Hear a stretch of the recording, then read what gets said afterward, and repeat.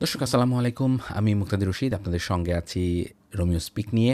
আমার চ্যানেলের নতুন আজকের যে আলাপ তা থাকবে বাংলাদেশে ইউএনের যে হিউম্যান রাইটস অফিস বা মানবাধিকারের যে অফিস খুলছে ইউএন সদর দপ্তরের পক্ষ থেকে বা বাংলাদেশের সম্মতিতে, যে বিষয়ে ইতিমধ্যে গত 18 তারিখে একটি এমওইউ বা সমঝোতা স্মারক স্বাক্ষরিত হয়েছে।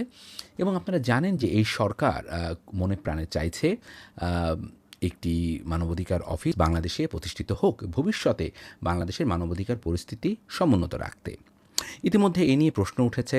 বিভিন্ন রাজনৈতিক দল তাদের অর্থাৎ ইউএনের এই অফিস প্রতিষ্ঠা নিয়ে প্রতিবাদ করেছে।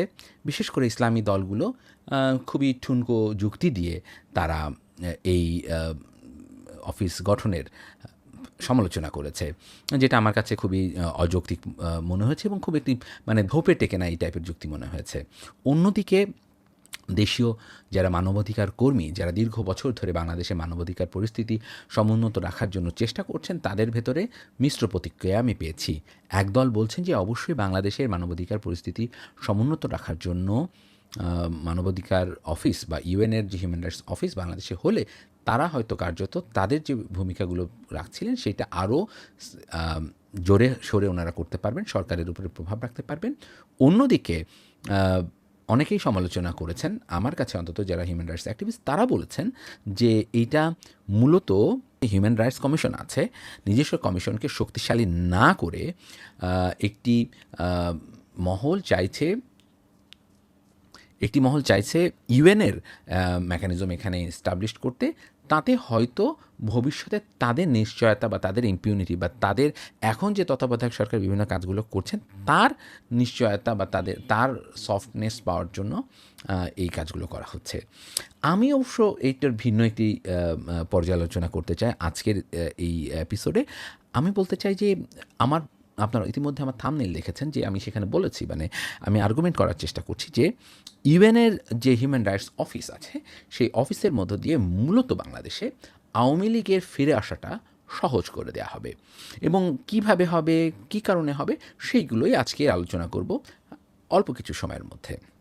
আমার কি আসলে ভয় আছে এখানে যে এটা হইলে বাংলাদেশের ক্ষতি হবে? আমি আসলে ওইভাবে দেখি না, কিন্তু আমি কিছু বিষয় আপনাদের সঙ্গে আলোচনা করতে চাই যা আপনাদের বিবেচনার জন্য আমি রেখে দিতে চাই। যে দেখুন, ইউএনের অফিস হলে কার্যত বাংলাদেশের রাজনৈতিক পরিস্থিতিতে অনেকটা ভূমিকা পালন করবে, কারণ আপনারা দেখেছেন যে শেখ হাসিনা কীভাবে হিউম্যান রাইটস অ্যাবিউজের মাধ্যমে বাংলাদেশের বিরাজনীতিকরণের প্রক্রিয়া শুরু করেছিলেন। এখন অবশ্যই আমরা মনে করি যে হিউম্যান রাইটস প্রোটেকশনটা খুবই জরুরি এবং আপনারা জানেন যে ইউএনের যে চার্টার আছে, ইউএনের যে প্রোটোকল আছে, সেই প্রোটোকলগুলোর ভেতরে এটা খুবই গুরুত্বপূর্ণ একটি বিষয় যে ডেমোক্রেটিক ট্রানজিশনে civil and political rights ensure করা। এখন প্রশ্নটা হচ্ছে যে এই কাজটা করতে গিয়ে কারা উপকৃত হবেন? আমি খোলাভাবে দেখতে পাই যে এইখানে দেখা যায় যে আপনি যদি দেখেন যে এই পলিটিক্যাল প্রসেসের ভিতরে যারা ভবিষ্যতে এখন ছিল, যারা ভবিষ্যতে হয়তো থাকবে না, যেরকম ধরেন আপনি ডক্টর ইউনূসের সরকার এবং তার যে ক্যাবিনেটের মেম্বার আছেন, বিশেষ করে যে প্রেস সচিবের মতো যারা আছেন, তারা তো পরবর্তীতে তাদের যে ভূমিকাগুলো বা তারা যখন সোসাইটিতে যদি রিইন্টিগ্রেট হতে যান তাদের আসলে কী পরিস্থিতি হবেন, তারা কীভাবে কী পরিস্থিতিতে সামলাবেন, ঠিক আছে? তো সেখানে তো তাদের ইন্টিগ্রেশনে যে তাদের ইম্পিউনিটিতে হবে কি না, বাট তার একটা প্রোটেকশন মেকানিজমটা কী হতে পারে সেটা ইউএন এই অফিস এবং ছাত্রদের, বিশেষ করে এনসিপি যারা এনসিপি যারা ফাউন্ড করেছেন তাদের জন্য এটা খুবই আমি বলবো যে খুবই ইনস্ট্রুমেন্টাল একটা ডিসিশন, কারণ তারা ভবিষ্যতে রাজনীতি করতে গেলে বিএনপি যদি মনস্টারাস হয়ে যায় এবং তাদের দ্বারা যদি নির্যাতনের শিকার হয়, সেক্ষেত্রে আসলে এই ইউএনের অফিস হয়তো তাদের জন্য অনেক হেল্পফুল হয়ে উঠবে। এবং যদি ভবিষ্যতে বাংলাদেশের রাজনীতি পরিবর্তন হয় এবং ধরেন নির্বাচন ভণ্ডুল হয়ে যায়, নির্বাচনটা হলো না, নির্বাচন না হলে ইউএনএ ধরেন নির্বাচন হলো এবং সেই নির্বাচনটা সাকসেসফুল হলো না, ফেল করলো, ভীষণ ভায়োলেন্সের মাধ্যমে একটা নির্বাচন কোনোভাবে হলো এবং যেটা নিয়ে বিতর্ক হলো, এবং আপনারা জানেন যে আদিলুর রহমান খান যারা আছেন ওনারা যদি এই নেক্সট নির্বাচন হওয়ার পরে এটাকে কোনোভাবে বাতিল করার ব্যবস্থা করতে পারেন, তাহলে একটা ইউএন সুপারভিশন যে ইলেকশন তারা চাচ্ছেন দীর্ঘ বছর ধরে, সেই মেকানিজমটা হয়তো রিইন্টিগ্রেট হতে পারে বা সোসাইটিতে সেটা কোনো না কোনো ফর্মে আবার আসতে পারে, যে দেখো ডক্টর ইউনুস পারে নাই, ব্যর্থ হয়েছে, তাহলে আমাদের একটা ইউএন সুপারভিশন ইলেকশন প্রয়োজন। এবং এটা জানেন যে অধিকার দীর্ঘ বছর ধরে এই ক্যাম্পেইনটা করে আসছে, তাহলে ইউএন রাইটস অফিস যখন থাকবে এবং তারা যখন ইউএনের যে প্রতিষ্ঠান আছে সেই প্রতিষ্ঠানগুলো যখন বলবে, তখন ইউএন যত সহজে রেসপন্স করবে, অধিকার বা আইন সালিশ কেন্দ্র বা অন্য কেউ বললে তো সেই জিনিসটা তো মানে মানে ফ্যাক্টফুলি ওটা তো ইম্প্যাক্ট ফেলবে না। ফলে ইউএন সুপারভাইজ ইলেকশন ইউনুস যদি ফেল করেন, তাহলে সেই ইলেকশনে যেতে সম্ভব হবে বা সেই ইলেকশন করতে সহজতর হবে।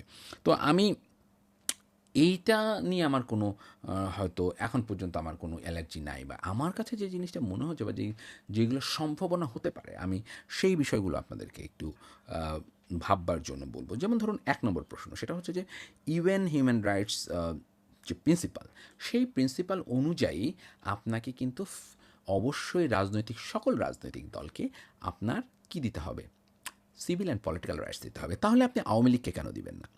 আমি কিন্তু ওই প্রশ্নটাই করছি, তাহলে কি ইউএনের এই মেকানিজমের ভিতর দিয়ে আওয়ামী লীগের ফিরে আসা সম্ভব কিনা? আমি মনে করি যে এটা ফিরে আসা সম্ভব।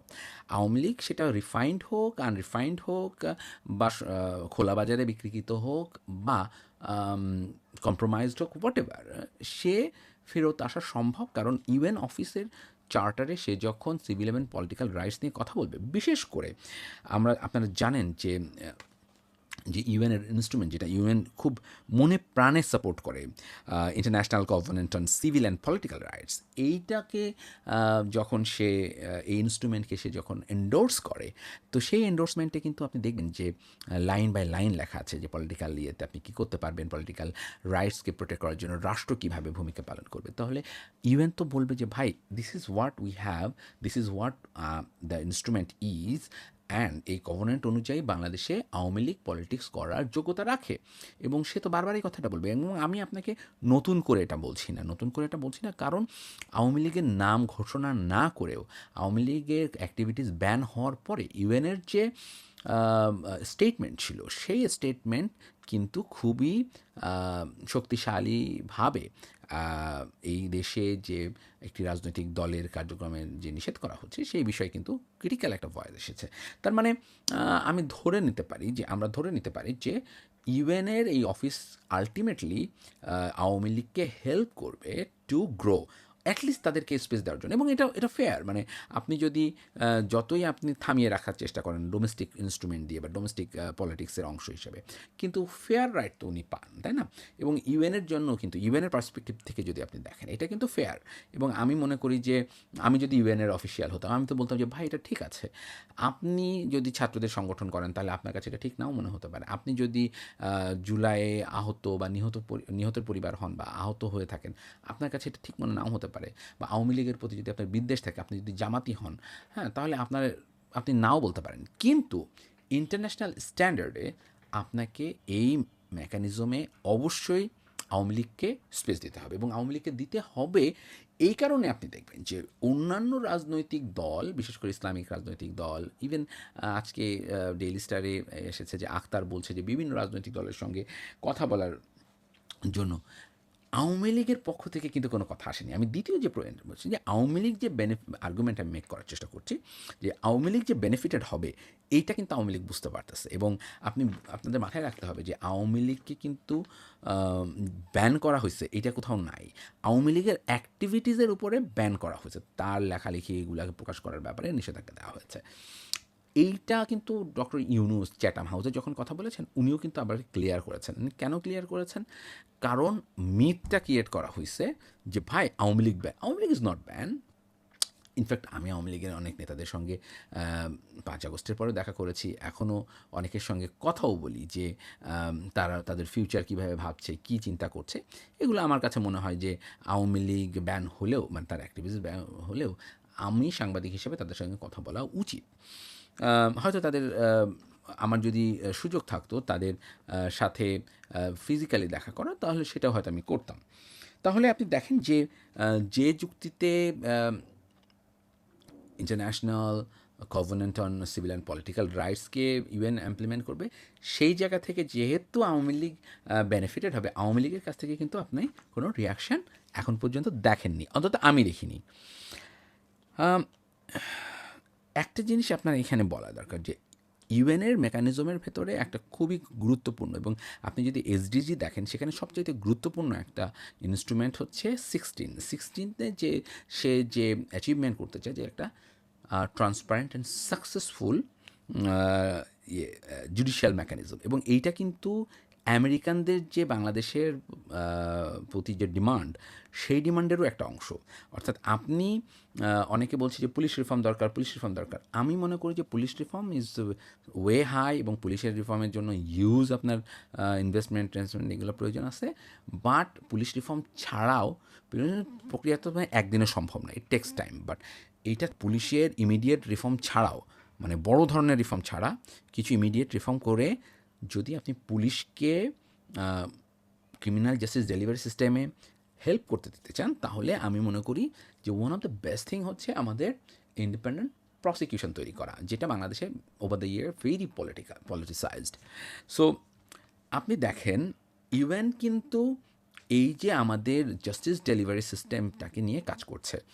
তার মানে কীরকম, আমি যেমন আপনাকে একটা উদাহরণ দিতে পারি যে তারা সেনাপ্রধান, আইসিটি, গুম কমিশন এবং ইউএন অফিস, তারা কিন্তু একসঙ্গে বসেছে এবং বসে ট্রান্সপারেন্ট একটা জুডিশিয়াল মেকানিজম ডেভেলপ করে কীভাবে ক্রিমিনাল বা যারা শেখ হাসিনার সময় গুমের সাথে বা অ্যাবডাকশনের সাথে জড়িত বা কিলিংয়ের সঙ্গে জড়িত ছিল, তাদেরকে কিন্তু জাস্টিস ডেলিভারি প্রসেসে আনার জন্য অন্তত কাজ করছে। তাহলে কেন আমি এই আর্গুমেন্টটা তুললাম? আর্গুমেন্টটা হচ্ছে যে জাস্টিসের প্রক্রিয়াটা কিন্তু কোনো দিন মানে কেবল পার্টিজান না, জাস্টিসের প্রক্রিয়াটা কিন্তু কোনোভাবে সিলেক্টিভ না। জাস্টিস অ্যান্ড ইনসাফ সার্বজনীন, ঠিক আছে? এটা জাস্টিস প্রক্রিয়াটা খুবই সার্বজনীন। এখন দেখেন এইখানে আপনাদের বিশেষ করে যারা জুলাই যোদ্ধা তাদের বা জুলাইয়ের নেতা, তাদের সমস্যাটা কোথায়? সমস্যাটা হচ্ছে ইউএন বলছে 1400 জন মারা গেছে, সরকারি হিসাবে ধরেন 844 জন, লেটসে 850 জন, তাহলে এই 350 জন কারা মারা গেছে?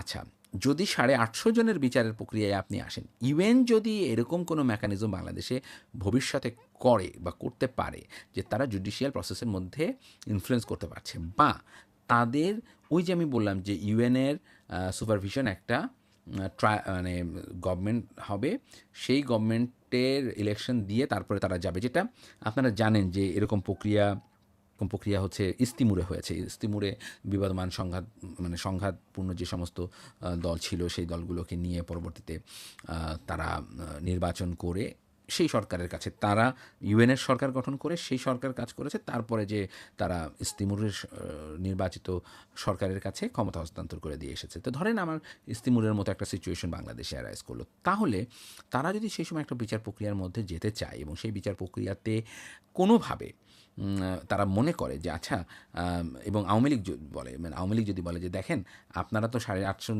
বিচারের কথা বলছেন, তাহলে এই 350 বিচার কে করবে? 350, সরি এটা ভুল বললাম, 350 না, 550, মানে 800, 150 এবং 400, 550 মানুষের যে হত্যাকাণ্ড হয়েছে, সেই 850 মানুষের হত্যাকাণ্ডের বিচারটা তো আপনাদের ইনিশিয়েট করতে হবে। তখন আপনি কি করবেন? হ্যাঁ, তখন কি আপনি এই বিচার প্রক্রিয়া থামিয়ে দিবেন? বলবেন যে না, শুধুমাত্র 850 বিচার হবে, হত্যাকাণ্ডের বিচার হবে, 550 বিচারের কোনো হদিস হবে না? আপনি তো এটা করতে পারবেন না, কারণ সম্ভব না। কারণ জাস্টিস ডেলিভারি সিস্টেম মেকানিজমটা can't be partial or partisan. So it should be open and transparent and for all. So এইখানে কিন্তু ভবিষ্যতে আপনারা যারা এখন খুব আনন্দিত হচ্ছেন, তাদের জন্য এটা মাথায় রাখা প্রয়োজন যে এই প্রক্রিয়া হলে কীভাবে একটা উইন সিচুয়েশন সবার জন্য সম্ভব হয়। কারণ ইউএন তো ধরেন, যেটা আমি বুঝছি যে ইউএন এই কাজটা করছে, ইউএনের যে অফিস আপনি দেখেছেন যে ইউএনের অফিস যেভাবে তারা এক্সপান্ড করেছে, তাতে তাদের এখানে আরও কাজ তারা করবে এবং কাজটা আরও বাড়াবে, এবং সেইখানে আপনি মনে করলে হবে না যে এই কাজটা কালকে থেমে যাচ্ছে। এরপরে যে বিষয়টা বলছে আমার ফোর্থ পয়েন্ট সেটা হচ্ছে যে এই ধরনের এনসিপিকে রক্ষার জন্য গোপালগঞ্জে অন্তত 5 জন নিহত হয়েছেন। তা এই দায় কিন্তু ভবিষ্যতে সরকারকে নিতে হবে। কারণ যখন এরকম ঘটনা আরও ঘটবে ইন ফিউচারে তখন কি হবে? তখন ইউএন কিন্তু ফ্যাক্ট ফাইন্ড করবে এবং ইউএনের ফ্যাক্ট ফাইন্ড কিন্তু আপনার আমার মতো হাস্যকর না। মানে ওরা কিন্তু একটা গুলির প্রিসাইজ লোকেশন, সেই গুলিটার বোর, সেই গুলিটা কি অথরাইজড উইপন, নন অথরাইজড উইপন, কোন অ্যাঙ্গেল থেকে কিভাবে আসছে এবং মারা যাওয়ার পরে সে কোথায় পড়ছে, কিভাবে পড়ছে, কে ট্রিটমেন্ট করছে, এই ফুল ফ্যাক্ট চেক করে। এবং এইটা যখন তারা করে এটা কিন্তু খুবই সায়েন্টিফিক, কোনো রেথরিক্স দিয়ে না। মানে আইসিটি বিচারে মানে প্রসিকিউটার এসে বলল যে আমরা প্রতিশোধ নিতে চাই না, তাই আমরা নিরপেক্ষ বিচার করতে চাই, এরকম রেথরিক্স থেকে তারা কথা বলে না। তারা যেটা করে খুবই সায়েন্টিফিক্যালি এগুলোকে প্রমাণ করে এবং কোলাবোরেট করে উইথ দ্য আদার এভিডেন্স। এখন যেটা হবে ভবিষ্যতে যদি এনসিপিকে রক্ষায় বা অন্যকে রক্ষায় যে কোনো কিলিং হবে, এইগুলোকে কিন্তু ফ্যাক্ট ফাইন্ডিংয়ের মধ্যে দিয়ে জুডিশিয়াল প্রসেসের মধ্যে দিয়ে বিচারের আওতায় আনার একটা ক্ষেত্র তৈরি হবে। এটা ভালো ইন এ সেন্স যে কেউ মনস্টার হয়ে উঠবে না, কিন্তু সমস্যা হবে যে ওইটা রক্ষা করতে না পেরে এনসিপির লোক যদি বিপদে পড়ে, ওইটা হচ্ছে সংকট। কারণ আওয়ামী লীগকে যখন আপনি ব্যাকফুটে দিবেন সে তো ডু অ্যান্ড ডাই সিচুয়েশনে চলে যাবে। অর্থাৎ সে জাসদ যেটা করেছিল মিড 70s সেই কাজগুলো সে করার চেষ্টা করবে, বা সিরাজ শিকদারের পূর্ব বাংলা কমিউনিস্ট পার্টি যেটা করার চেষ্টা করেছিল, আওয়ামী লীগ বা ছাত্রলীগ হয়তো ভবিষ্যতে সেদিকে যেতে পারে যদি তারা ওই রকম অস্ত্রের সাপ্লাই, গুলির সাপ্লাই ওরকম পায়। আপনারা জানেন যে কাদেরিয়া বাহিনী ছিল, তারা অস্ত্র সমর্পণ না করে 75 পরবর্তী সময়ে দীর্ঘদিন ইন্ডিয়াতে থেকে বাংলাদেশের ভেতরে ইনসার্জেন্ট অপারেশন করেছেন। তো ওরকম যদি সিচুয়েশন হয় তখন আপনি এটাকে কিভাবে মোকাবেলা করবেন? তখন তো আসলে একটা সিভিল ওয়ার লাইক সিচুয়েশন হবে। আমার কাছে মনে হয়েছে যে মানবাধিকার কর্মী হিসেবে বা আমি ব্যক্তিগত সাংবাদিক হিসেবে আমি কিন্তু এই মেকানিজমকে পজিটিভলি দেখি, কিন্তু পলিটিশিয়ানদের জন্য যারা এখন অনেক খুশি আছেন তাদের জন্য কিন্তু এটা একটা মাথা ব্যথার কারণ হবে। এইখানে সবচাইতে যে প্রবলেমটা হইতে পারে, যেটা মাথায় রাখা দরকার এবং যে কারণে আমি বারবারই বলছিলাম যে ইউএনের যে মেকানিজমটা হচ্ছে বা অফিসটা হচ্ছে, এইটা নিয়ে একটু ডিসকাশনের দরকার ছিল, বিশেষ করে সিভিল রাইটস গ্রুপ বা স্পেশালি পলিটিশিয়ানদের সাথে বিশদ আলোচনা দরকার ছিল। এবং সেটা যেহেতু শেখ হাসিনার মডেলকে ফলো করে বর্তমান সরকারের অনেক কার্যক্রম হচ্ছে এবং তারা কোনো কনসাল্ট করতে খুব একটা আগ্রহী না, ফলে এই বিষয়গুলো অনেকটা চুপিসারে হয়েছে। মানে আপনি হঠাৎ করে জানলেন যে ফরেন সেক্রেটারি এবং ইউএন রাইটস বস তারা জিনিভাতে একটা এমওইউ সাইন করেছেন, কিন্তু তার আগে আলোচনা কি হচ্ছে, তার আগে সিভিল সোসাইটি এটা অ্যাওয়ার কিনা, সাংবাদিকরা এটা অ্যাওয়ার কিনা, এটা নিয়ে লেটসে যে পলিটিশিয়ানরা আদৌ অ্যাওয়ার কিনা, কেন এটা মিসপারসেপশন হতেই পারে। এবং এটা কিন্তু চাইলে ইউএন মেকানিজমকে ইউএসএ যদি মনে করে যে তার চায়না কন্টেইনমেন্ট পলিসির অংশ হিসেবে ব্যবহার করবে, সে কিন্তু এটা ব্যবহার করতে পারে। কারণ সে কি করবে দেখেন, এই যে ফ্যাক্টস ফাইন্ডিংগুলো আমেরিকানরা যেখানে বসে আছে, তারা কিন্তু ইউএনে বসে হোক, জিনেভাতে বসে হোক, তারা কিন্তু চাইলে এইটাকে বলবে যে দেখছো তুমি কী পরিমাণ হিউম্যান রাইটস ভায়োলেট করছো, তোমার কিন্তু তোমার নিয়ে কিন্তু তোমার স্যাংশন আসবে, তোমার কিন্তু মিয়ানমারের মতো সিচুয়েশন হবে, বা পুলিশের বললো যে পুলিশ তোমার কিন্তু আমার এটা বন্ধ করে দেবো, ওইটা বন্ধ করে দেবো, তোমরা যদি লেটসে মানে এটা পলিটিক্সটা এরকম হইতে পারে যে বললো আচ্ছা তোমাদের দেখো তোমরা হিউম্যান রাইটস ভায়োলেট করছো, তোমরা কেমনে ভায়োলেট করতেছো, ওই যে তোমরা চাইনিজ রাইফেল করতেছো, চায়না থেকে সস্তা উইপন কিনতেছো, এই যে দিয়ে তোমরা এটা করতেছো। তখন নেগোসিয়েশন কী হইতে পারে, আচ্ছা ঠিক আছে আমরা চায়না থেকে আর প্রোডাক্ট কিনবো না, আমরা এটা টার্কি থেকে কিনবো।